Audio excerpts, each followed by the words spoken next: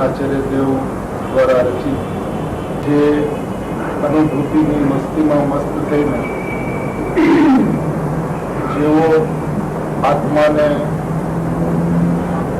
જાણ્યો અને શ્રદ્ધ્યો તેઓ જયસેન આચાર્ય દેવે એ પેટાળની અંદરમાં રહેલા ભાવોને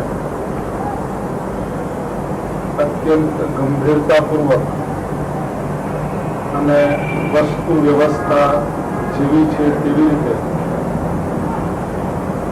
શબ્દોમાં જે રીતે રચી છે તે ખરેખર પંચમ કાળના કોઈ ધન્ય ઘડી અને ધન્ય ભાગ્ય હતા ત્યારે આ ગાથાનો આવો અર્થ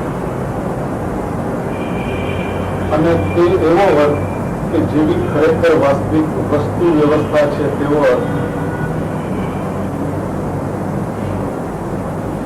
એટલી અપૂર્વતાપૂર્વક ઉભરીને સામે આવ્યો છે કે આ ગાથાની અંદરમાં પ્રવેશ કરતા પહેલા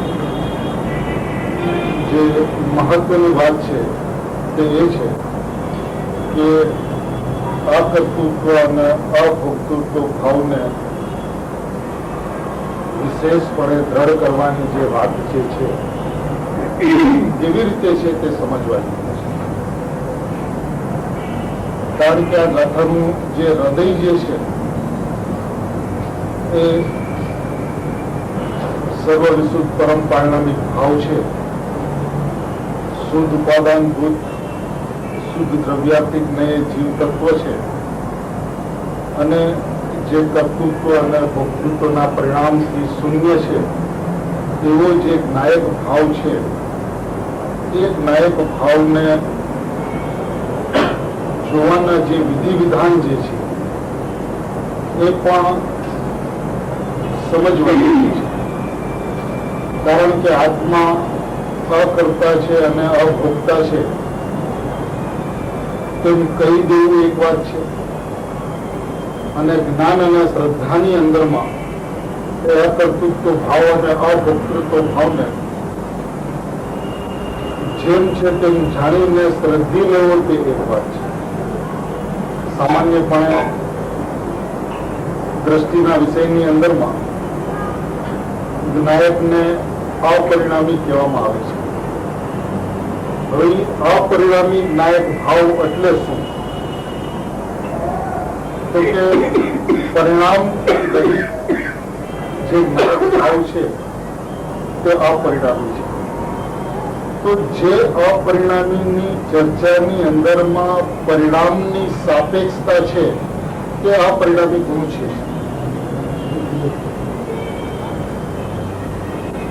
સામાન્યપણે અપરિણામીને જોવાની જે વિધિ જે છે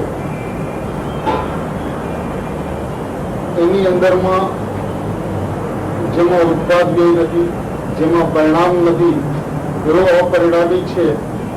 એ રીતે એક નાયક ભાવને એક જોવાની પ્રક્રિયા ચાલી રહી છે,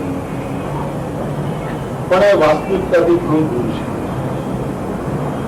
જે અપરિણામી છે, નિરપેક્ષ અપરિણામી છે, તો એને પર્યાયનું સહિતપણું કે પર્યાયનું રહિતપણું એની સાપેક્ષતા એને લાગુ કરી શકતી અને સામાન્યપણે પરિણામથી રહિત નાયક છે એવો અપરિણામી છે.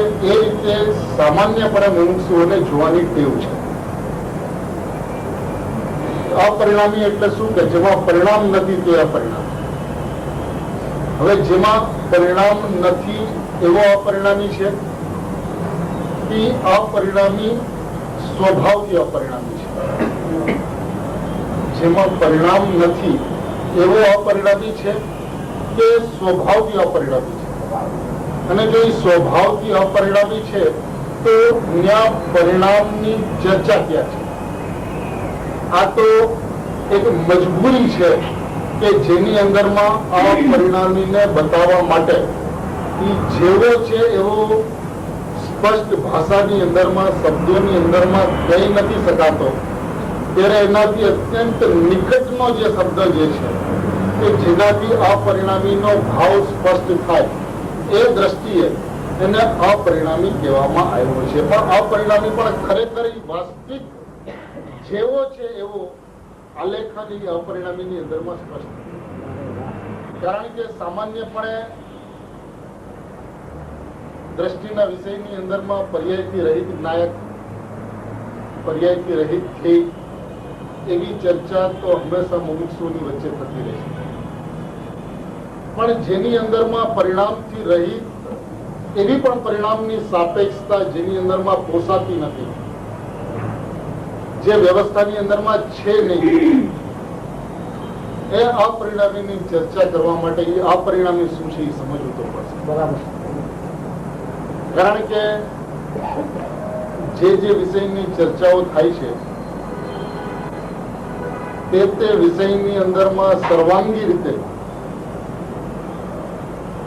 સર્વથા જે વ્યવસ્થા જે છે એમાં જ્યાં સુધી સંપૂર્ણપણે એનું અવલોકન કરવામાં આવતું નથી ત્યાં સુધી એનો સાચો ભાવાર્થ જે છે એ સમજાતો નથી. શબ્દાર્થ તો સમજાય છે કે આખી જે વસ્તુ જે છે એના બે સ્વભાવ છે, દ્રવ્ય સ્વભાવ અને પર્યાય સ્વભાવ.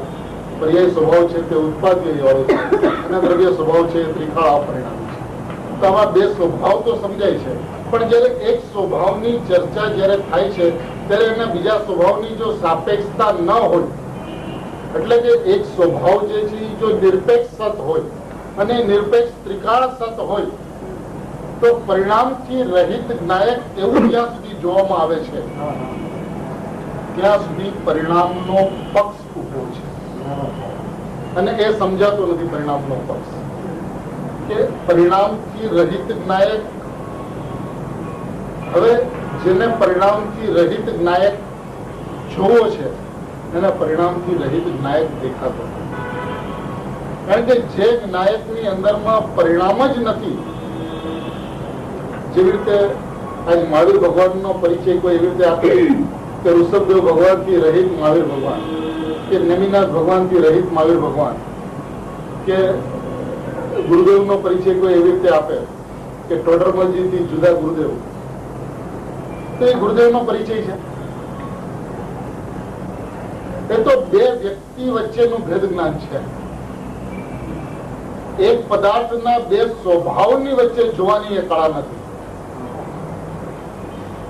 બે ભિન્ન ભિન્ન પદાર્થને જોવાના જે વિધિ વિધાન છે એની એક શૈલી છે, અને એક પદાર્થના બે સ્વભાવને જોવાની જે શૈલી જે છે એની એક શૈલી છે. રહિતતાની વાત જે છે એ ખરેખર બે પદાર્થની વચ્ચેની ચર્ચાની અંદરમાં તો સુસંગત છે, પણ બે સ્વભાવની વચ્ચેની જયારે ચર્ચા હોય છે ત્યારે જે અહમની જે પ્રક્રિયા જે છે એ અહમની પ્રક્રિયાની અંદરમાં અહમ કરનાર હોતું જ નથી, અને જો અહમ કરનાર જો રહે છે તો એ અહમ નથી. અહમ કરનાર જો રહે છે તો ત્યાં અહમ થઈ શકતું નથી, કારણ કે ત્યાં સર્વાંગી રીતે સર્વથા સર્વદા માત્ર એક નાયક ભાવ છોડીને બીજો કોઈ પણ ભાવ ઉભો રહેતો હોય તો એને દ્રષ્ટિના વિષયની જે અભેદતા જે છે એ હજી લક્ષ્યમાં નથી. કારણ કે પરિણામ અને અપરિણામી આ બંને ચર્ચા જ્ઞાનની ચર્ચા છે. જ્ઞાનનું સ્વરૂપ જેવું છે તેવા સ્વરૂપની અંદરમાં અપરિણામી અને પરિણામની ચર્ચા તો થઈ શકે. અપરિણામી મુખ્ય થાય કે પરિણામ ગુણ થાય એ તો થઈ શકે, પણ એ અભેદ દ્રષ્ટિ કરવાનું વિધાન નથી.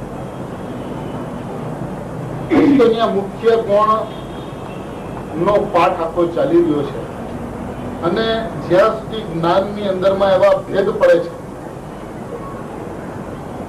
કે હું આ છું ને આનાથી રહી જ છું, ત્યાં સુધી જ્ઞાન જ્ઞાન નથી, એ જ્ઞાન અજ્ઞાન છે.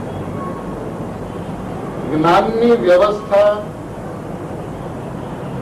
જો જ્ઞેયથી અભિન્ન વ્યવસ્થા હોય, જ્ઞાનની સાહજિક વ્યવસ્થા જો જ્ઞેયથી અભિન્ન વ્યવસ્થા હોય તો તેની અંદરમાં જ્ઞાન જ્ઞેયનો ભેદ ન પડવો, અને જો ભેદ પડે છે તો એ જ્ઞાન નથી.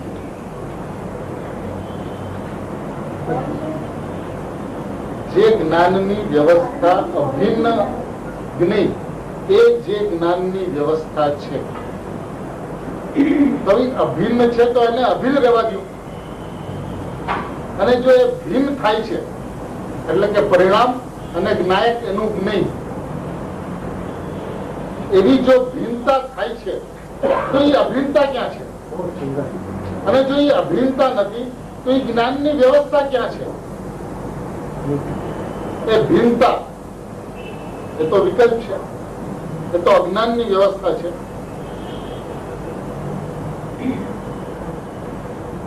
અને જેનો અજ્ઞાન ટળવાનો ક્ષણ આવ્યો છે એના જ્ઞાનની અંદરમાં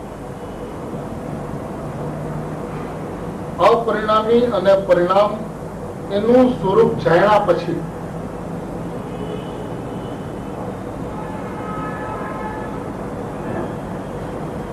અપરિણામીના સ્વરૂપને જાણીને એની અંદર જ માત્ર એકાગ્ર રહે અને એ એકાગ્રતા પૂર્વક એકત્વ થાય, એ જે વિધિ વિધાન જે છે પરિણામને અને અપરિણામીને એ બંનેના સ્વભાવને જાણીને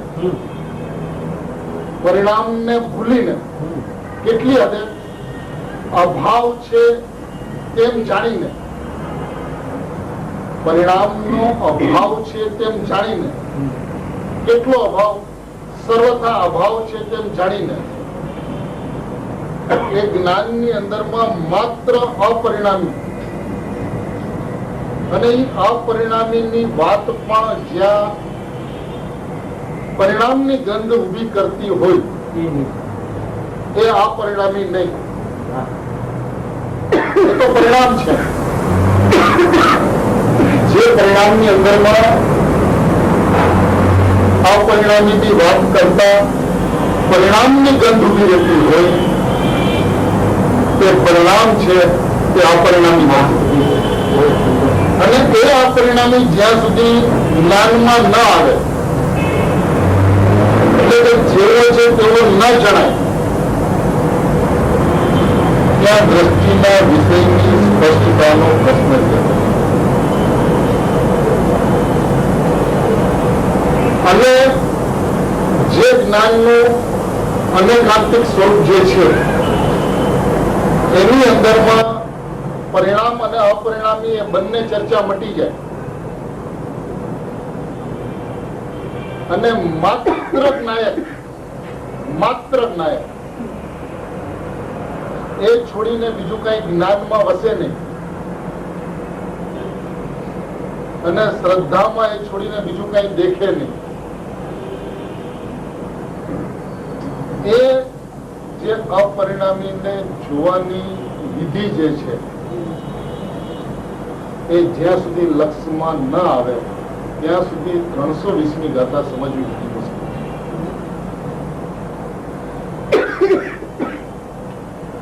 કારણ કે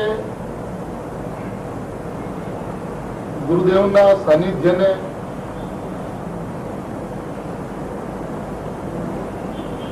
સાઈઠ 62 વર્ષ મેળવીને જો ગુરુદેવનું હૃદય નથી સમજાણું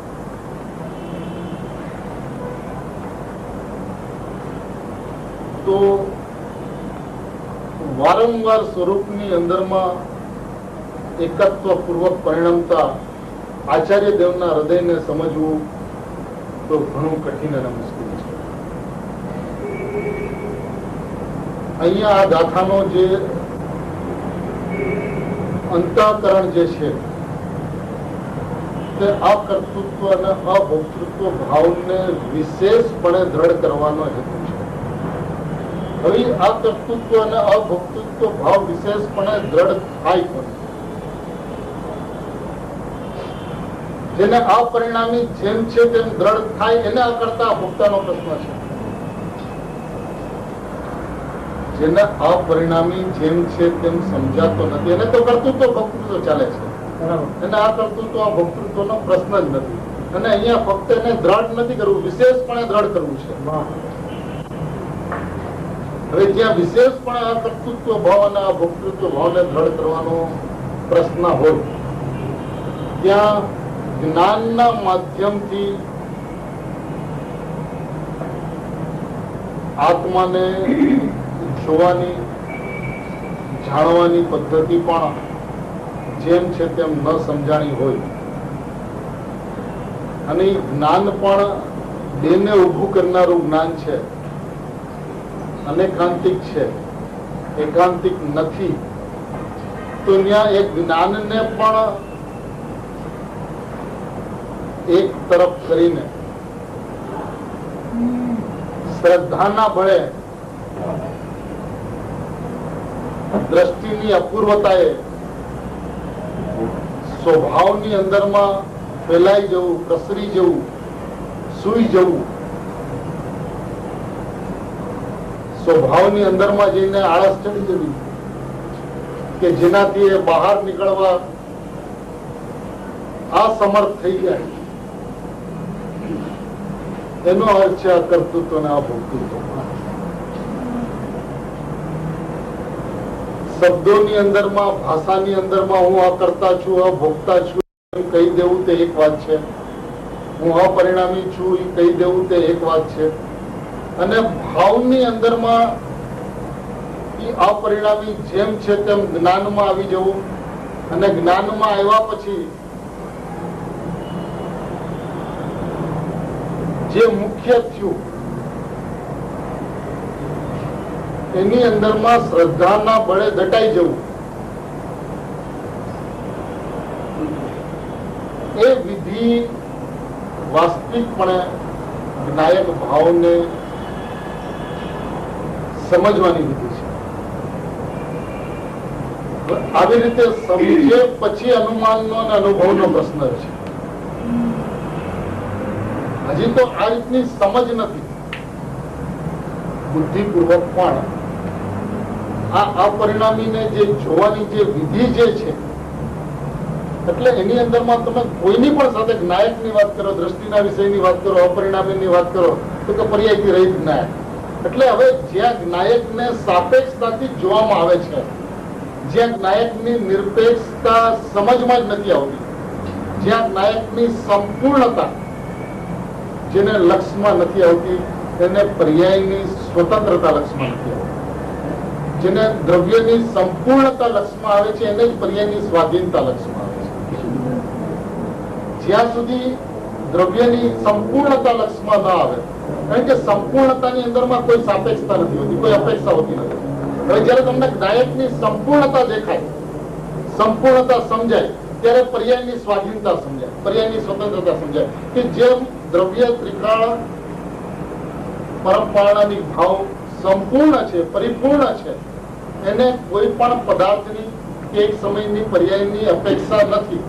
તો હવે જેને એક સમયની પર્યાયની અપેક્ષા નથી, એ એક સમયની પર્યાયની ત્રિકાળીની અપેક્ષા છે શું? અને જો એ એક સમયના પરિણામને જો ત્રિકાળીની અપેક્ષા નથી, તો એની સ્વતંત્રતા શું છે, એની સ્વાધીનતા શું છે, એનું સત શું છે? પણ જ્યાં દ્રવ્યને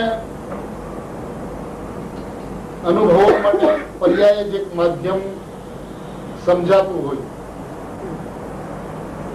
અને એ પર્યાય દ્રવ્યના અવલંબને શુદ્ધ થતી હોય એવું પ્રતિપાદન જીનાગમની અંદરમાં જ જોવામાં આવતું હોય, ત્યારે એના વાસ્તવિક સ્વરૂપને જેમ છે તેમ સમજ્યા વગર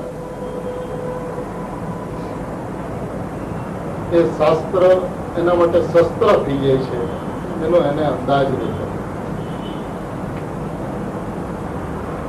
સ્વભાવની સંપૂર્ણતા એટલે પરમ પારણામિક ભાવ, એટલે અપરિણામ. સ્વભાવની સંપૂર્ણતા એ પરમ હા, કારણ કે એની અંદરમાં કોઈ પણ ચીજથી સહિત કે રહિત જોવાના વિધિ વિધાન એ વસ્તુ વ્યવસ્થાની અંદરમાં નથી. એટલે પર્યાયથી રહિત એવું વિધિ વિધાન જેમ નાયકની અંદરમાં નથી, એમ અનંત ગુણથી સહિત એવું વિધિ વિધાન પણ એક નાયક ભાવની અંદરમાં નથી. બહુ સુંદર. જ્યાં પર્યાયથી રહિત નાયક હજી એ બહુ મુશ્કેલથી સમજાતો હોય કે એ અનંત ગુણોના ભેદોથી સહિત છે, એ અનંત ગુણોના ભેદોથી અભેદ છે, એવા નાયક ભાવને ગુણોની સાપેક્ષતા એ પણ અપરિણામીને સમજવાની વિધિ નથી. હજી તો સામાન્યપણે જે અભેદ ભાવ જે છે એ અભેદ ભાવ શું છે? સામાન્યપણે અભેદભાવ છે, એ અભેદભાવ શું છે એ જ્યાં સુધી હજી સ્પષ્ટપણે લક્ષમાં ના આવે ત્યાં સુધી નાયક જેમ દૂર ગયો છે એમ દૂર જ રહેશે. કારણ કે જીવને એક ટેવ પડી ગઈ છે કે કોઈ પણ પદાર્થને અને પદાર્થના કોઈ પણ સ્વભાવને હંમેશા પાંગળી રીતે જુએ. એને એનું જે સબળ પ્રભુ જે છે, એની જે સબળતા જે છે, એ સબળતા ઉપર એનું લક્ષ્ય જ નથી થતું. અને જ્યાં સુધી સબળતા ઉપર લક્ષ ન જાય ત્યાં સુધી એને એવું સમજાયા કરે છે કે એ અવલંબન વગર એ વસ્તુ સમજાય, પકડાય એવું છે. હવે જે વસ્તુ સ્વયં પોતે નિરાધાર છે, જે વસ્તુ સ્વયં પોતે નિરાવલંબન છે, એ કોના અવલંબને સમજાશે? આકાશના ફૂલ છે તો આકાશના ફૂલ કોના અવલંબને સમજાશે? ભાઈ આકાશના ફૂલનું તો અસ્તિત્વ જ નથી, પણ અહીંયા તો અસ્તિત્વ છે ને નિરાવલંબન અસ્તિત્વ છે. એને પર્યાયથી સાપેક્ષ જોવું, અનંત ગુણોથી સાપેક્ષ જોવું, એને એ તો સમજાણી જ નથી. અને જેને દ્રષ્ટિની અભેદતા સમજાણી નથી એને જ્ઞાનની અભિન્નતા પણ સમજાણી નથી. કારણ કે એને જ્ઞાન અહીંયા દેખાય છે ને જ્ઞેય અહીંયા દેખાય છે. હવે એને અભિન્નતાનું સ્વરૂપ શું છે એ પણ ખબર નથી જ્ઞાન જ્ઞેયનું, અને દ્રષ્ટિની અભેદતા શું છે એની પણ ખબર નથી. એ સ્થિતિની અંદરમાં જયસેન આચાર્ય દેવ સુધી પહોંચવું ઘણું મુશ્કેલ છે.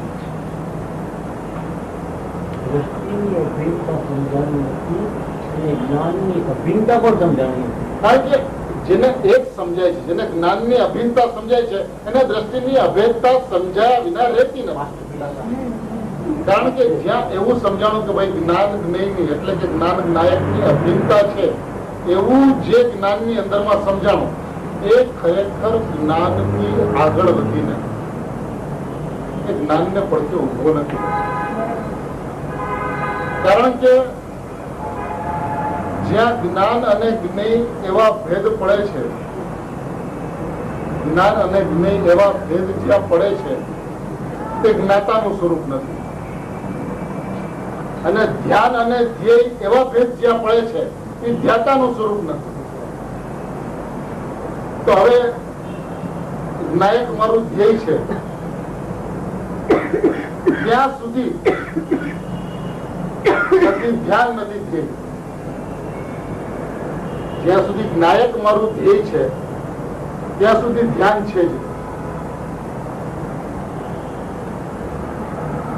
અને નાયક મારું જ્ઞેય છે ત્યાં સુધી જ્ઞાન છે નહીં. કારણ કે જ્યાં સુધી મારાપણાનો પ્રશ્ન છે ત્યાં સુધી બેપણાનો પ્રશ્ન છે. કારણ કે હંમેશા મમત્વ બે પદાર્થની વચ્ચે હોય છે, મારાપણું બે પદાર્થની વચ્ચે હોય છે, અને હું પણ એકમાં હોય છે. તો એને જ્યાં સુધી નાયક મારું જ્ઞેય છે અને નાયક મારું ધ્યેય છે ત્યાં સુધી જેનું જ્ઞેય છે ને જેનું ધ્યેય છે એ જુદો છે. તો ત્યાં અભિન્નતાનો પણ પ્રશ્ન નથી ને અભેદતાનો પણ પ્રશ્ન નથી. અને એ સ્થિતિની અંદરમાં જ્ઞાયકમાં અહમ, હું જ્ઞાયક એ ભાવ ભાષાની અંદરમાં આવતો હોય, સહસંગમાં આવતો હોય, ધારણા જ્ઞાનમાં આવતો હોય, વિકલ્પ વિચારની અંદરમાં આવતો હોય, પરંતુ ભાવની અંદરમાં, ભાષણની અંદરમાં એ ભાવ ઉત્પન્ન થયો. જ્યાં સુધી ભાવ ભાષણની અંદર મેં ભાવ ઉત્પન્ન ન થાય ત્યાં સુધી શ્રદ્ધાની વ્યવસ્થિતતા થઈ શકતી નથી. કારણ કે ભાવ ભાષણ એટલે શું કે જેવું સ્વરૂપ છે એવો નિર્ણય, જેવો સ્વભાવ છે એવા સ્વભાવનું એવું શ્રદ્ધાન, અને એવા શ્રદ્ધાન પૂર્વક જ ભાવ ભાષણ હોય છે. બરાબર. જેને ભાવ ભાસતો નથી એને ખરેખર સ્વભાવ તરફ એક પણ કદમ આગળ વધતું નથી. એટલે કે અનુમાન જ્ઞાન તરફ પણ એ આગળ વધી શકતો નથી. એટલે કે વિકલ્પની અંદરમાં, મિથ્યાત્વની પ્રબળતાની અંદરમાં જ એ ઉભો છે, ચાહે વિચાર 24 કલાક નાયકનો કેમ ન હોય. કારણ કે જયારે વ્યવસ્થાથી દૂર છે તે અવ્યવસ્થિત છે. હવે એમ કેમ કે આ તો વ્યવસ્થા ને વ્યવસ્થિત કરવાનો જો પ્રયત્ન છે તો એ કર્તૃત્વ છે. વ્યવસ્થાને વ્યવસ્થિત કરવાનો જો પ્રયત્ન છે એ કર્તૃત્વ છે. અને વ્યવસ્થા જે છે એને વેદવાનો પ્રયત્ન જો છે એ એની સમજમાં આવતું. જ્યાં એનો પ્રયત્ન છે જેને પ્રાપ્ત કરવાનો, જેનો અનુભવન કરવાનો, જેનું સ્વસંવેદન કરવાનો, એ આખો ને આખો જ્ઞાયક હાથ તાળી દઈને ચાલે છે. કારણ કે એ વ્યવસ્થાથી દૂર છે, અને જે વ્યવસ્થાથી દૂર છે એને વ્યવસ્થિત કરવાનો ભાવ ન હોય એવું કોઈ દિવસ બનતું નથી. અને જેને વ્યવસ્થાને વ્યવસ્થિત કરવી છે એને કરતાપણું અને ભોગતાપણું ઊભું ન રહે એવું બનતું.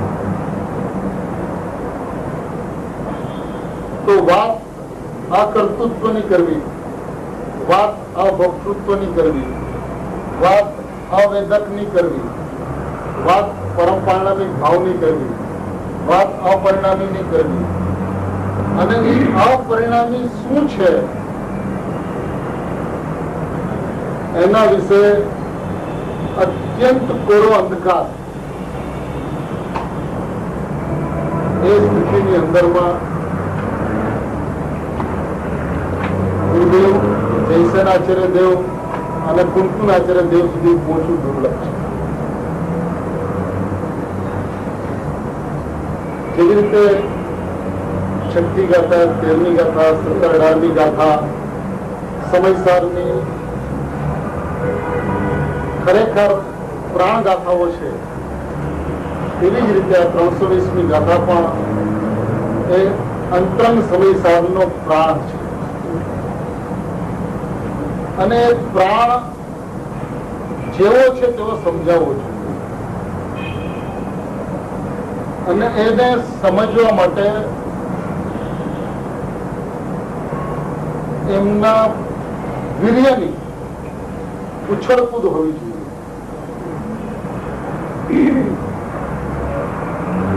વૈરાગ્યવાન થઈને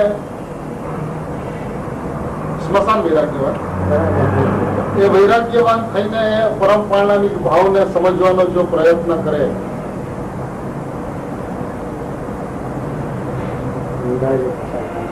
તો ભાઈ દિલ્હી ઘણું દૂર છે. લાગે છે ગુરુદેવના સાનિધ્યથી, જીનવાણીના સાનિધ્યથી કે આત્મા આપણને ઘણો સમજાણો છે. વાસ્તવિકતા એ છે કે આત્માને સમજવો તો ઘણી દૂર, એની સમીપતા તો ઘણી દૂર, પણ એની ગંધ પણ ક્યાંય આવતી નથી. અને એની ગંધ આવતી નથી મુમુક્ષુઓને એ ગુરુદેવને ખબર હતી, એટલે હંમેશા કહેતા સમજાય છે કાંઈ.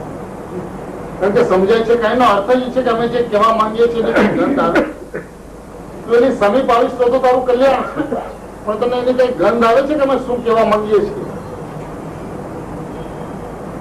અને આ ખરેખર વાસ્તવિકતા છે. કારણ કે જે પણ ગાથામાં સ્વાધ્યાય કરવામાં આવે છે એના શબ્દોને સ્પર્શીને આગળ વધી જવામાં આવે છે. પણ ત્યાં ગુરુદેવનું હૃદય કે આચાર્યદેવનું હૃદય શું છે એને જોવાનો પ્રયત્ન કરવામાં આવતો નથી. અને જ્યાં સુધી પરમ પારણામિક ભાવને એની પરમતા એ જોવામાં નહીં આવે, એની ચરમતા એ જોવામાં નહીં આવે, એને ચોટની શિખાએ જોવામાં નહીં આવે, ત્યાં સુધી જ્ઞાનની અંદરમાં ઉલઝન થયા. અને જેની જ્ઞાનની અંદરમાં ઉલઝન છે એની શ્રદ્ધાની અંદરમાં સુલઝનનો પ્રશ્ન જ નથી. કારણ કે જાણેલાનું શ્રદ્ધાન હોય છે અને જ્ઞાનની અંદરમાં વિપરીતતા છે. અને શ્રદ્ધાની અંદરમાં ગમે એટલું દ્રષ્ટિનું ફાટ જોર હોય તે જોર કાર્યકારી થતું. કારણ કે જ્ઞાનની વિપરીતતા કામ કરી રહી છે. અને જ્ઞાનની વિપરીતતા એટલે શું? એ જેવો જ્ઞાયક ભાવ છે એ તો જ્ઞાનની જે સ્વચ્છતા જે છે, જ્ઞાનનું સ્વાભાવિક પરિણમન જે છે એની અંદરમાં જ્ઞાયક છે. જે જ્ઞાયક છે એ જ જ્ઞાનની અંદરમાં પ્રતિબિંબિત થતું વિશ્વ છે. હવે એ વિશ્વ છે તે જ્ઞાન છે, જ્ઞાયક છે તે જ્ઞાન છે.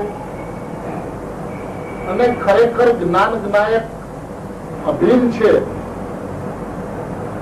એવી વ્યવસ્થા લક્ષમાં ન આવતા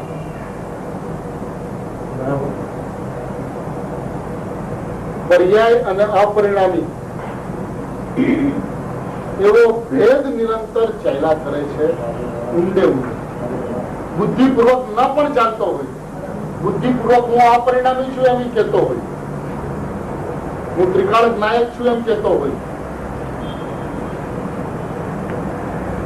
પણ એ ત્રિકાળક નાયક કહેતા કાળની સાપેક્ષતા છે એને ખબર ન પડતી હોય. અને અપરિણામી છું તેમાં પરિણામ રહિતતા છે, એવી પરિણામની સાપેક્ષતા છે એવી એને જો ખબર ન પડતી હોય, પરિણામની રહિતતા એ પરિણામની સાપેક્ષતા છે એ ખબર પડતી નથી. કારણ કે એમાં એ જે વસ્તુ જે હતી, જે સર્વાંગી વસ્તુ જે છે, સર્વથા વસ્તુ જે છે, સંપૂર્ણ જે છે, એને ક્યાંય પણ એક વિવિધતા લાગે છે એ વસ્તુ જ નથી, વસ્તુ જ નથી. બહુ સુંદર છે. કારણ કે અહીંયા આખી વસ્તુ સમાપ્ત થઈ છે. મારે આખી વસ્તુ સમાપ્ત થાય. કારણ કે જ્ઞાન અને દ્રષ્ટિની અંદરમાં વસ્તુ આખી ઓજળ થઈ ગઈ.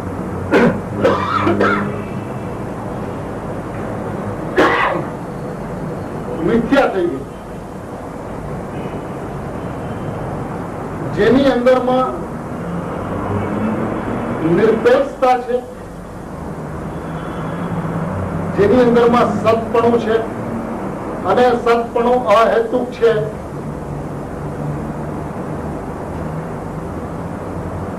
તો રહિતની ચર્ચા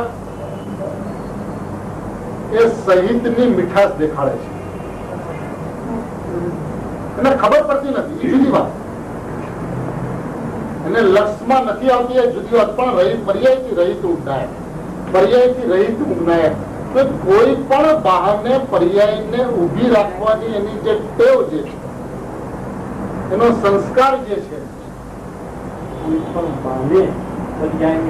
સહિતતાની અંદરમાં ઉભું ન રહ્યું તો રહિતતાની અંદરમાં ઉભું રહ્યું. પણ જવા તો નહીં દો પર્યાય. એ ભાવ અને અપરિણામીને સમજવા દીધો. અને આ નવી વાસ્તવિકતા છે, જે વાસ્તવિકતાને કારણે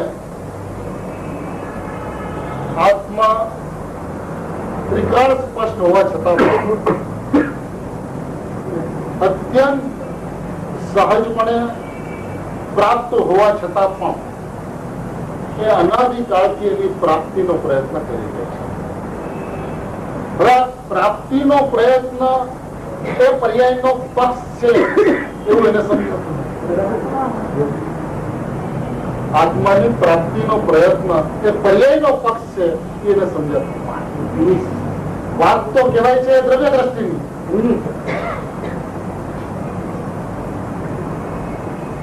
પણ એને પ્રાપ્તિનો પ્રયત્ન છે એ પર્યાયનો પક્ષ. વાસ્તવિકતા તો એ છે કે એની પાસે નથી નિશ્ચય, નથી નિશ્ચયાભાસ, નથી વ્યવહાર. જો છે તો વ્યવહારાભાસ છે. કારણ કે જેની પાસે નિશ્ચય છે એની પાસે જ વ્યવહાર છે. નિશ્ચય પૂર્વક જ વ્યવહાર હોય એવો નિયમ. અને નિશ્ચયાભાસમાં જો આવે અને પર્યાય ઉભી રહી જાય, પર્યાયની મીઠાશ રહી જાય, પર્યાયથી રહિત ને પર્યાયથી સહિતની ચર્ચા કર્યા કરે, તો એવો નિશ્ચયાભાસ હોતો નથી. નિશ્ચયાભાસની અંદરમાં પણ માત્ર નિશ્ચય હોય છે, માત્ર નિશ્ચય હોય તો નથી એની પાસે નિશ્ચયાભાસ. ખરેખર જે ખોટું છે એનો એની પાસે ભાસ છે.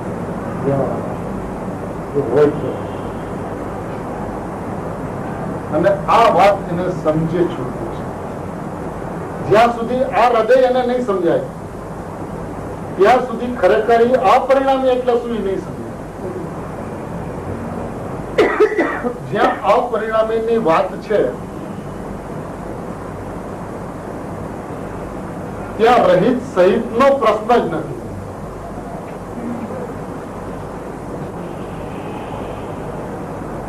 અને રહિત સહિત નો પ્રશ્ન નથી એટલે જે પર્યાયથી રહિત નો પ્રશ્ન નથી તેમ અનંત ગુણથી સહિત નો પણ પ્રશ્ન નથી.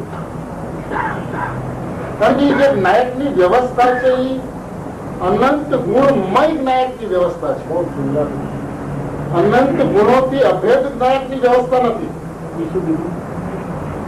અનંત ગુણોથી અભેદ એટલે શું છે કે અનંત ગુણો છે તો ભેદરૂપ, પણ ભેદ એની અંદરમાં અનુભવમાં આવતા નથી એવો અભેદ.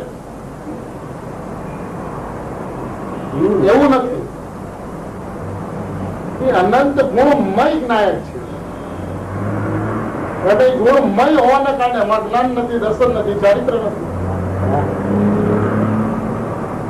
તો જેની અંદરમાં અનંત ગુણની સહિતતા પણ પોસાતી નથી અને પર્યાયની રહિતતા પણ પોસાતી નથી, એ વાત જ્યાં સુધી સ્પષ્ટ ન થાય ત્યાં સુધી 320મી ગાથા ચાલુ કરવા યોગ્ય નથી. કારણ કે ગાથાનું હૃદય ન્યાથી છે, પરમ પરિણામિક ભાવથી છે, અપરિણામિકથી છે. અને એ અપરિણામિક જ્ઞાનમાં કેવી રીતે વસે છે અને શ્રદ્ધામાં કેવી રીતે વસે છે. બરાબર બરાબર. એ ચર્ચા કરતા પેલા અપરિણામી શું છે એ તો સમજીએ.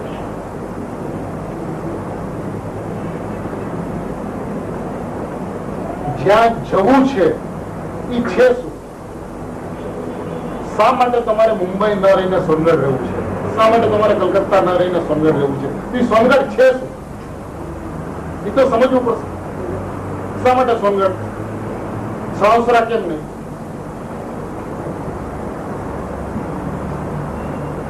જે અપરિણામી નાયક ભાવ હું છું એ અપરિણામી છે શું?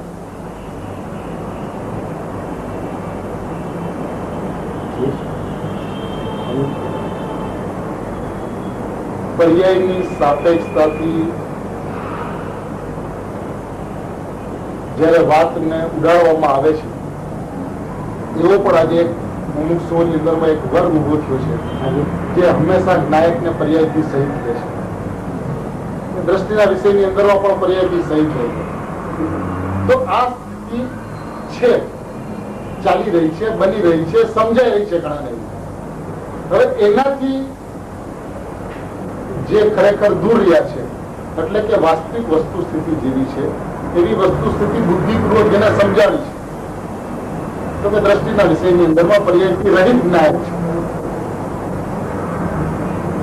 તો એવું જેને સમજાવવું છે એને હજી જેમ છે તેમ સમજાવવું નથી.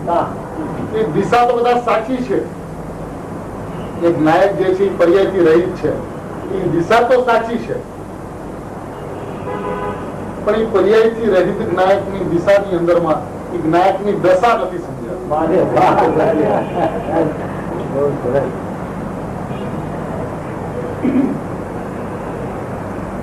અહીંયા તો પ્રશ્ન એ છે કે એક નાયકની દશા શું છે? એક નાયકનું અસ્તિત્વ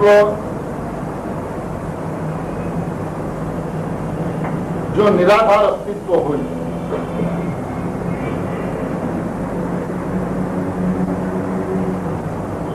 તો એ અસ્તિત્વ સંપૂર્ણપણે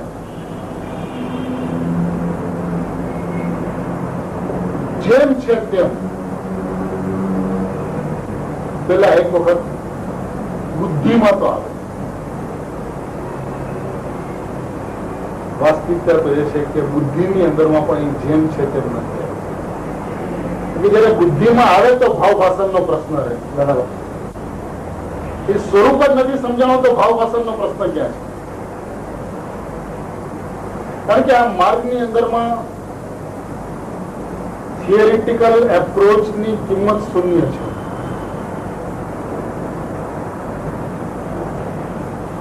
બુદ્ધિની અંદરમાં સર્વસમ જ્ઞાનથી નાયકને ઓળખવાનો પ્રયત્ન કરવાના એપ્રોચની કિંમત શૂન્ય છે. આ માર્ગની અંદરમાં જે કંઈ પણ છે પ્રેક્ટિકલ આસ્પેક્ટ છે, અને જ્યાં થિયરિટિકલ આસ્પેક્ટ શૂન્ય હોય ત્યાં થિયરીની અંદરમાં જે છે તેમ ના સમજાણો હોય, ત્યાં એ આસ્પેક્ટ શૂન્ય છે કેવી રીતે સમજાય?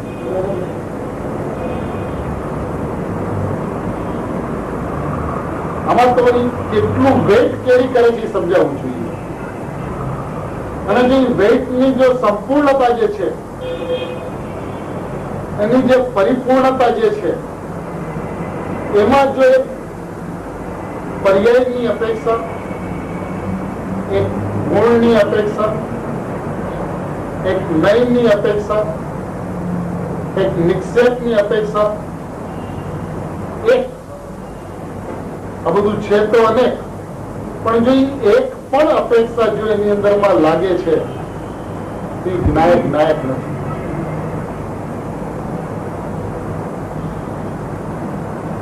કારણ કે એની અંદરમાં એક પાંગડો થાય છે, એ કોઈને આધારિત થાય છે, એ કોઈના અવલંબને થાય છે, અને એમાં એની સંપૂર્ણતા હણાય છે. અને સંપૂર્ણતા કેટલી હણાય છે કે તમે એક ગુણની અપેક્ષા લગાડી કે એક પર્યાયની અપેક્ષા લગાડી તો એ એક હણાવું કે અનંત હણાવું? અનંત. હણાવવાની જે પ્રક્રિયા જે છે એ અનંત જ છે. જેમ સમ્યક થવાની પ્રક્રિયા અનંત છે એમ મિથ્યા થવાની પ્રક્રિયા અનંત છે. જેમ એક રાગનો ભાવ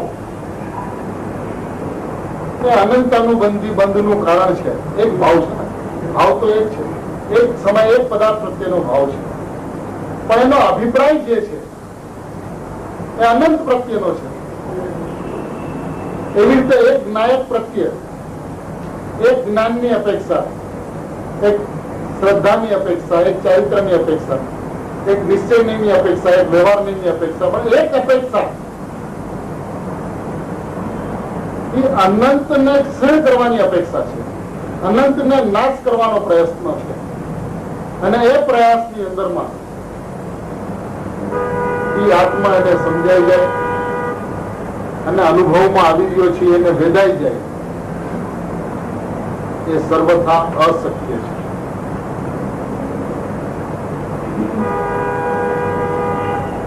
અને એને એ લાગવું જોઈએ કે આ દોષ રહી જાય છે. પર્યાયથી રહિત નાયકને જોવાના કોઈ વિધિ વિધાન નથી. કારણ કે અહીંયા બે પદાર્થની ચર્ચા હતી, બે સ્વભાવની ચર્ચા છે.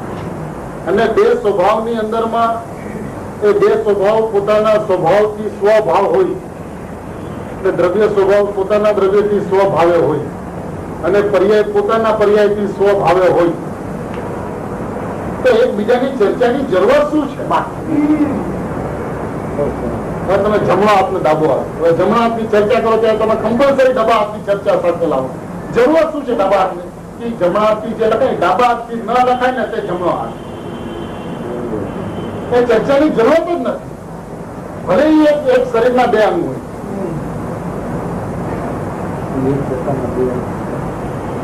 એવી એક વસ્તુના એક સત્તાના બે સ્વભાવ ભલે હો, પણ જયારે હેય ઉપાદેયનો પ્રશ્ન છે ત્યારે જે હેય છે એ સર્વદા હેય છે, અને જે ઉપાદેય છે એ સર્વદા ઉપાદેય છે. એની અંદરમાં કથનચિત નથી લાગતું, અને જીવને આ કથનચિત ની ટેવ પડી ગઈ છે. કથનચિત થી વસ્તુને જોવાની એને ટેવ પડી ગઈ છે.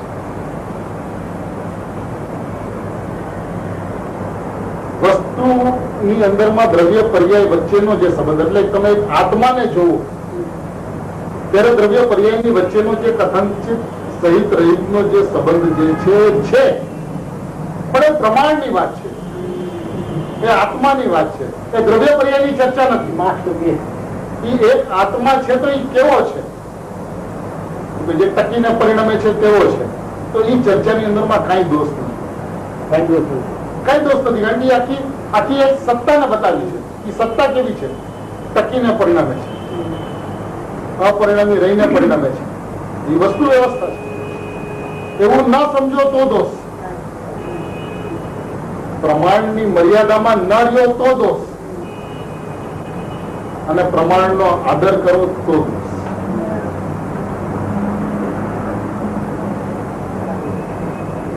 કારણ કે આ વ્યવસ્થાને ભાઈ એની જે સીમા જે છે ને એ સીમાનું ઉલ્લંઘન કરીને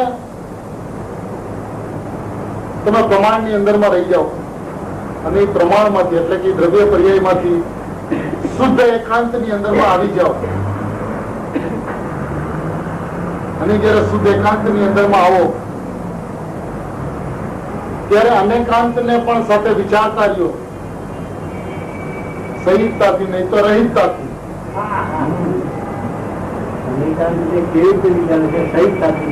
અને એ રીતે વિચારતા રહ્યો અને નાયક તમને સમજાઈ જાય.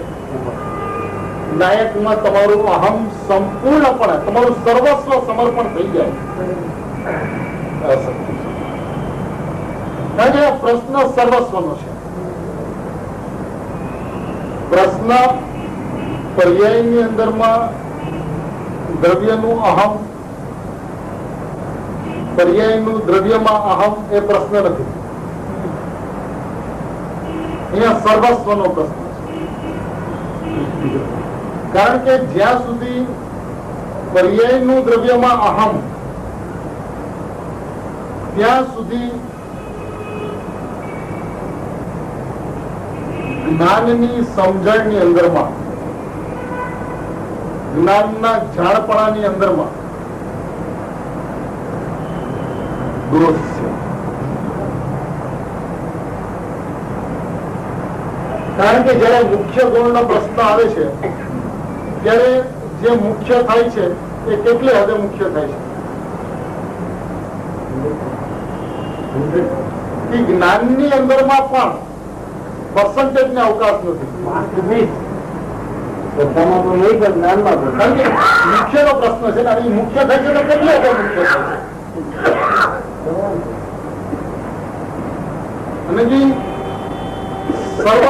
સર્વ રીતે મુખ્ય થાય છે તો પછી એમાં બીજા અંશનો પ્રશ્ન રહેતો નથી. એક સત્તાના, એક વસ્તુના બીજા અંશનો પ્રશ્ન રહેતો નથી. ત્યારે એને મુખ્ય કહેવાય છે.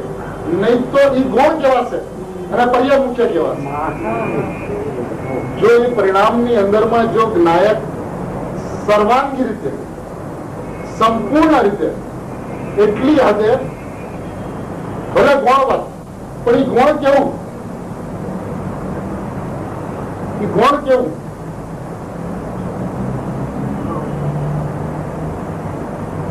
તો કે શ્રદ્ધાને પૂછો કેવું. એ સ્થિતિ બનવી જોઈએ. એ વગર એનું હું પણ ક્યાં આવશે? મારા પણ તો આવશે. અને મારા પણ એ તો મોહ છે, એ તો મમત્વ છે, એ તો દર્શન મોહ છે. ઓલો વિષય જગત હતો, આ વિષય નાયક થયો. ફરક શું પડ્યું? ફરક શું પડ્યો? વિષય જ બદલો ને. આ પર જગત હતું અને આ એના માટે પર જગત હતું. આનું સ્વ જગત શું ક્યાં? જયારે જ્ઞાનની અંદરમાં નાયક એનો સ્વ છે તો એ સ્વ છે ને. એ સ્વ પર રૂપે કેવી રીતે હોઈ શકે? એ જ્ઞાન અને નાયક એનું નહીં તો પર થયું. જ્યાં જ્ઞાન જ્ઞાનના ભેદ પડે છે ત્યાં તો સોપરનો પ્રશ્ન આવે છે. જેમ આ જ્ઞાન અને આ પર, એમ આ જ્ઞાન અને નાયક નહીં, એ પર છે. એનું સ્વ ક્યાં છે? અને જો એ સ્વ છે તો એ સંપૂર્ણ સ્વ છે. એ અભિન્નતા છે, એ અભેદતા છે. અને જો એ અભિન્નતા ને અભેદતા છે તો એની અંદરમાં હું પણ ઉત્પન્ન થયા વિના જો એ અભિન્નતા ને અભેદતા છે તો એની અંદરમાં હું પણ ઉત્પન્ન થાય. આખું પ્રોસેસ છે ને, આ આખું વિધાન છે. આજે કલ્પદ્રુમ વિધાન, તો એ વિધાનની એક વિધિ છે ને. એ સમ્યક દર્શન એક વિધાન છે, મોક્ષ માર્ગ એક વિધાન છે. તો વિધાનની વિધિ છે. અને વિધાનની વિધિ જેમ શાસ્ત્રોક્ત હોય, પૂજાની વિધિ શાસ્ત્રોક્ત હોય, એવી રીતે આની જે વિધિ જે છે એ નાયક હોવી જોઈએ. એ વિધિની અંદરમાં નાયક છોડીને કાંઈ પણ હોય તો વિધિ અન્યથા છે. અને એ વિધિ નાયક જેવો છે, સમજાય નહીં.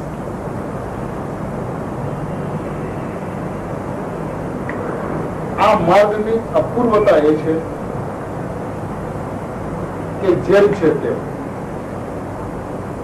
જેમ છે તેમ, બસ વાત એટલી છે. હવે જેમ નથી તેમની ચર્ચા કરો તો એનો જેમ કાંઈ અર્થ નથી.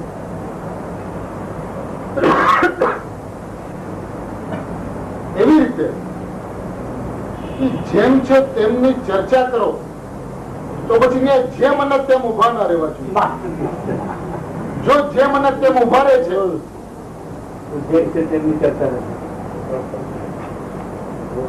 તો ત્યાં બે પણ છે. અહમ નથી. એ અહમની પરિભાષા હું છું. એ અહમની બીજી કોઈ પરિભાષા નથી. અને આ અહમની પરિભાષા એને સમજાણી નથી. શા માટે નથી સમજાણી? કારણ કે એને જ્ઞાનની પરિભાષા સમજાણી. જ્ઞાનની પરિભાષા શા માટે નથી સમજાણી? કારણ કે એને જ્ઞાનની અંદરમાં જે અનેકાંતની વ્યવસ્થા છે એની અંદરમાં અસ્તિ નાસ્તિ અનેકાંતની વાત છે. અસ્તિ નાસ્તિ અનેકાંતની વાત છે તો પોતાના સ્વભાવમાં અસ્તિ અને પરભાવથી તો આ થઈ ગયું અનેકાંત. હવે એ જે અનેકાંત જે થયું એની અંદરમાં પણ એને શું કહ્યું કે જયારે નાયક પ્રત્યે આવ્યો ત્યારે પણ એને અસ્તિ નાસ્તિ ચાલુ.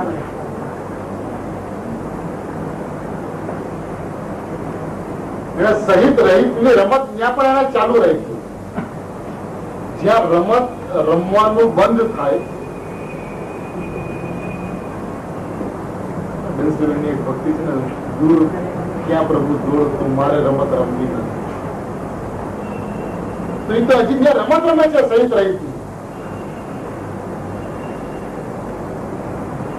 એકાંતમાં ક્યાં આવે છે? બહુ સુંદર. અનેકાંતમાંથી શુદ્ધ એકાંતમાં આવવો જોઈએ. અને જે શુદ્ધ એકાંતમાં આવે છે એને રહિતનો પ્રશ્ન ક્યાં છે? અને જો રહિતનો પ્રશ્ન નથી તો જે છે એ સર્વસ્વ છે. સાપેક્ષતાનો પ્રશ્ન રહેતો નથી. કારણ કે સ્વભાવથી નિરપેક્ષ છે. નિરપેક્ષતાની અંદરમાં સાપેક્ષતાનો પ્રશ્ન નથી. અને એ રહિત પૂર્વકની સાપેક્ષતા પણ જેની અંદરમાં પોસાવી ન જોઈએ. પર્યાયથી રહિત નાયક, પર્યાયથી રહિત નાયક, પર્યાયથી રહિત નાયક ભાઈ તે પર્યાયથી સહિત નાયક માની લીધું. બોલે છે રહિત, ભાવ તો સહિત. કોઈ એક વ્યક્તિ આખો દિવસ રાજકારણની વાત કરતો હોય, આપણને ગાદીનો રસ નથી પણ વાત 24 કલાક રાજકારણ. એ પાકો રાજકારણી છે કે નહીં? અને પર્યાયથી રહિત કરવા વાળો પર્યાયથી સહિત છે કે નહીં? ક્યાં છે એ વ્યવસ્થાની અંદર? ક્યાં છે એ અહમની અંદર? તો મમત્વ છે. જેમ પર્યાયનું જગતમાં અનાદિકાળથી આજ દિવસ સુધી પર એનું મમત્વનું કારણ હતું, એમ આ એના મમત્વનું કારણ થયું. વિશેષ થયો. બીજું થયું શું? જે કારણ હતું દર્શન મોહના નાશનું,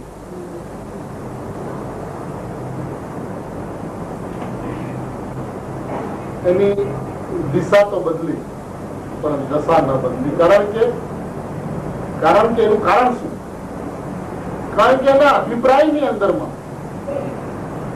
એટીટ્યુડ એ જ્યાં સુધી બદલતો નથી. મુનિરાજને જયારે એવું સમજાય છે કે હું મારા અનંત ગુણોના દરબારથી સમૃદ્ધ છું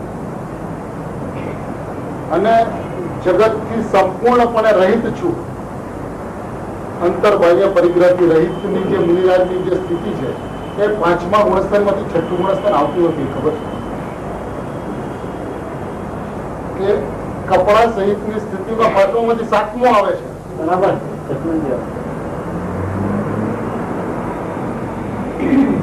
અને પછી વિકલ્પની ભૂમિકાની અંદરમાં 6ઠ્ઠા ગુણસ્થાનની અંદરમાં મુનિત્વ ધારણ.